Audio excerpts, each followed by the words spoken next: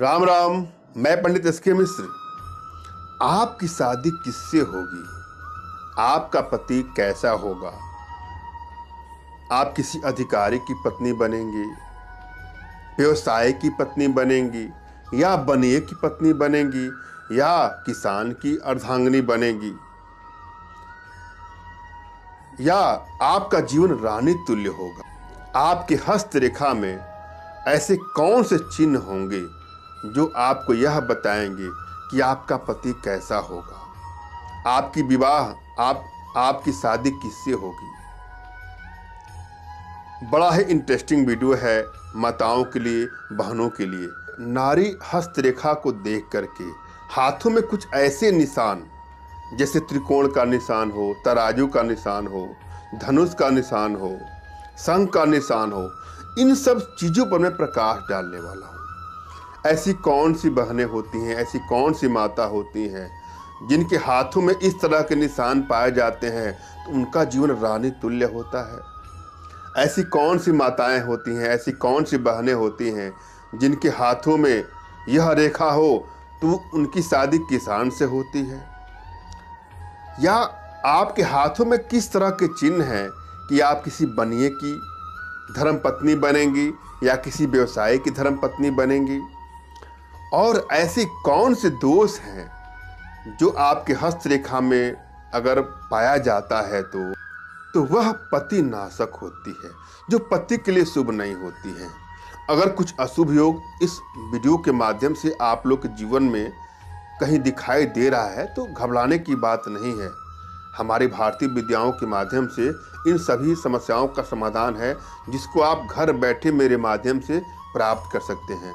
हम विषय वस्तु पर चलेंगे। वीडियो को ध्यान से देखने का, सुनने का और समझने का प्रयास करें। जिन नारी के हाथ में तराजू व बाटू की रेखा हो वह बिना कारण बनिए की पत्नी होती है।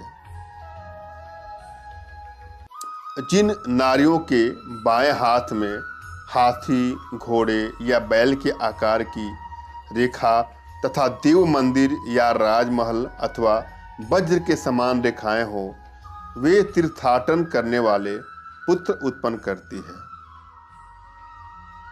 जिस नारी के हाथ में गाड़ी या जुए की रेखा हो वह किसान की प्यारी होती है। जिस नारी के हाथ में चमर, अंकुश या धनुष के समान रेखा हो वह निश्चय ही रानी होती है। जिस नारी के हाथ में त्रिशूल, तलवार, गदा, शक्ति या नगाड़े के आकार की रेखाएं हो वह नारी पृथ्वी मंडल में दान द्वारा कीर्तिभागी होती है।